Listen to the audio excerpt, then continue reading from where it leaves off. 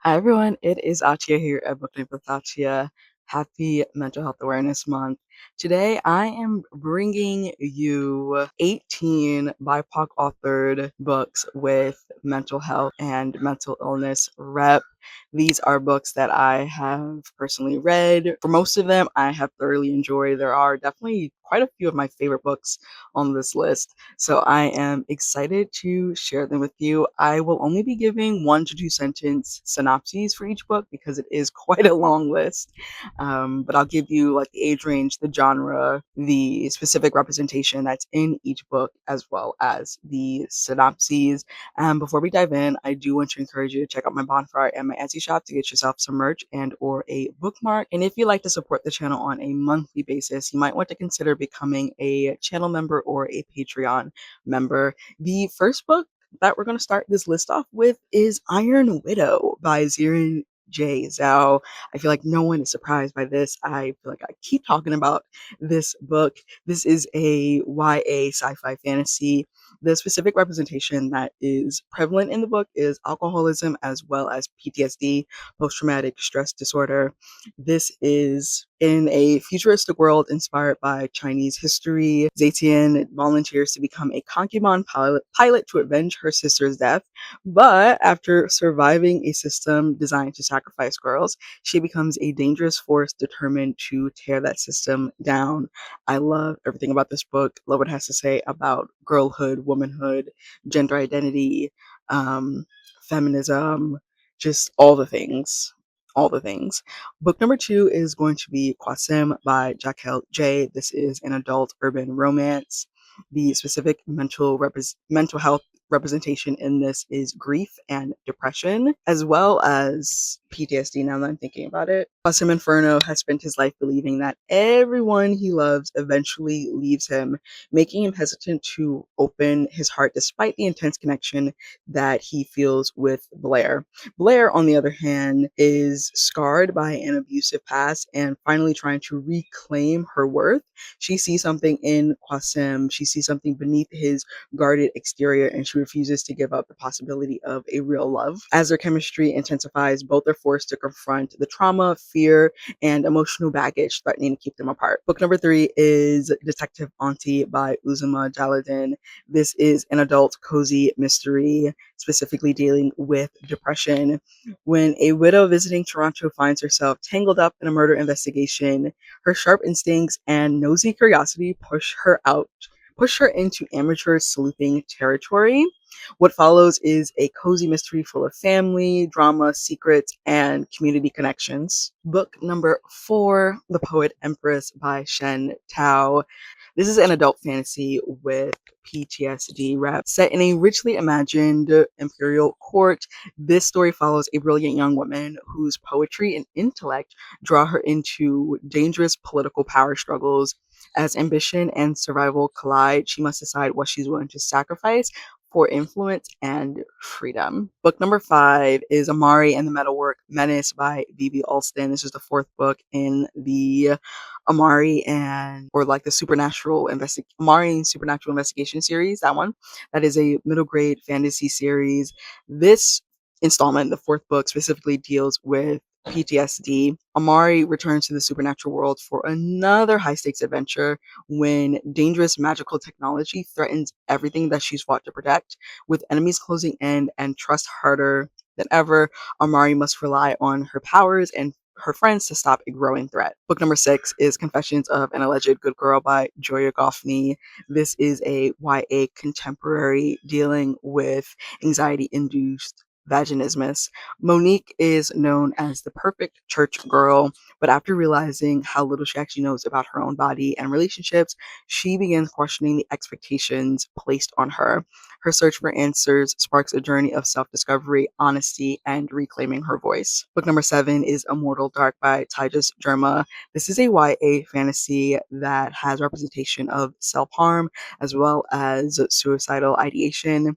Think Black vampires meet dark academia in a world where students attend a secret university to study the philosophy of inheriting powerful vampires and their loyalty. Book number 8, we have Legendborn by Tracy Deonn. This is a YA fantasy dealing or has themes of grief, ancestral trauma, and anxiety. After her mother's death, Bree discovers a secret society tied to Arthurian legend hidden on her college campus. Well, she's in high school, but she's taking early college courses.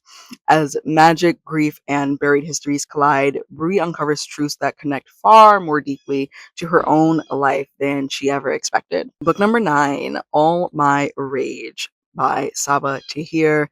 This is a YA contemporary that has themes of grief-induced depression and generational trauma, as well as a child dealing with a parent's alcoholism. In a small desert town, best friends Jalaluddin and Noor struggle with grief, family expectations, and fractured dreams while trying to hold on to each other through unimaginable hardship. It's a deeply emotional story about love, pain, and survival. Book number 10, The Filling Station by Vanessa Miller, which is an adult historical fiction. It has themes of grief-induced depression and trauma. Set during the Tulsa Race Massacre, this historical novel follows sisters whose lives are forever changed by racial violence and displacement. Through loss and resilience, they search for safety, healing, and hope in the aftermath of tragedy. Book number 11, King of Ashes by S.A. Cosby. This is an adult crime thriller that also has themes of trauma, grief, and drug addiction.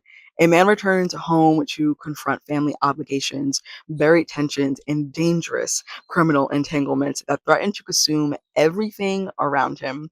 As violence and loyalty collide, he must decide what he's willing to sacrifice for the people he loves. Book number 12, Outdrawn by Deanna Gray. This is an adult rom-com that has anxiety rep, and actually both of the main characters, two rival artists, are forced to collaborate on a comic project despite their complicated history and clashing personalities. As creative tension turns personal, they begin reevaluating both their art and their feelings for each other. Number 13, The Final Strife by Sarah El-Arifi. This is an adult fantasy. This one has mental health rep of drug addiction and recovery, PTSD, and trauma. In a brutal empire divided by blood color and class, three women from vastly different backgrounds become entangled in rebellion, politics, and deadly trials. Their choices could reshape the future of their world forever. Book number 14, Audrey and Bash Are Just Friends by Tia Williams. This is a YA rom-com set in the same world as 7 Days in June, which now that I'm thinking about it should be on this list, so I might actually amend this and make it 19 books. And specifically, Audrey and Bash Are Just Friends deals with anxiety. Audrey and Bash insist they're just friends, even as their connection deepens through late night conversations, vulnerability, and undeniable chemistry. Their relationship becomes a heartfelt exploration of love, identity, and emotional healing. Book number 15, Great Black Hope by Rob Franklin, is an adult literary fiction that deals with drug addiction. A young Black man from an elite background finds himself unraveling under the pressures of privilege, grief, race, and expectation after a tragedy disrupts his social world. The novel explores identity, belonging, and self-destruction within spaces of wealth and power. Book number 16, Take a Hint, Danny Brown by Talia Hibbert. This one is an adult rom-com that has themes of anxiety, some representation of panic attacks, as well as grief. Danny Brown wants a no strings attachment relationship focused purely on fun until a viral moment with a former rugby player, Zav, complicates everything. What begins as a fake relationship slowly grows into something much more real. One of my all-time favorite books. I'm actually due for a reread. I love this book down so much. Book number 17 is Honey Girl by Morgan Rogers. This is an adult contemporary that deals with themes of burnout and depression. After earning her PhD, Grace wakes up in Las Vegas, married to a stranger, and begins reevaluating the carefully controlled life she's built for herself. As burnout, identity, and love collide, she starts searching for what truly makes her happy. Book number 18 is Open Water by Caleb Azuma Nelson. This is an adult literary fiction that deals with racial trauma and depression. Two young Black British artists meet in London and form an intimate connection shaped by vulnerability, creativity, and unspoken emotion. As their relationship deepens, the novel explores love, masculinity, grief, and what it means to move through the world in a Black body. Book number 19 is 7 Days in June by Tia Williams. This is an adult literary romance, and the mental health and mental illness representation in this novel is drug addiction and recovery, trauma recovery, as well as chronic pain management. When best-selling author Eva Mercy unexpectedly reconnects with Shane Hall, the man who changed her life years earlier, old feelings and unresolved history quickly resurfaces. Over the course of one intense week in Brooklyn, the two writers are forced to confront their past, their pain, and the possibility of a second chance at love. Another one of my all-time favorites. And that is my recommendations list. 19 books that are BIPOC authored that deal with mental illness and mental health in racialized bodies. And like I said, several of these books, almost all of them, are absolute favorites of mine. So I hope if you find a book on here that sparks your interest and you end up enjoying it, let me know. Also, let me know, have we read any of the same books? Which books would you add to this list? I'm always on the hunt for more books that deal with mental health and mental illness, dealing with the mental illness in a racialized body. But yeah, let me know in the comments. Make sure to give this video a huge thumbs up. Also, make sure to check out my bonfire as well as my Etsy. And if you're interested in supporting the channel on a monthly basis, you might want to consider becoming a channel member or a Patreon member. And I will see you in another video. Bye! Showing.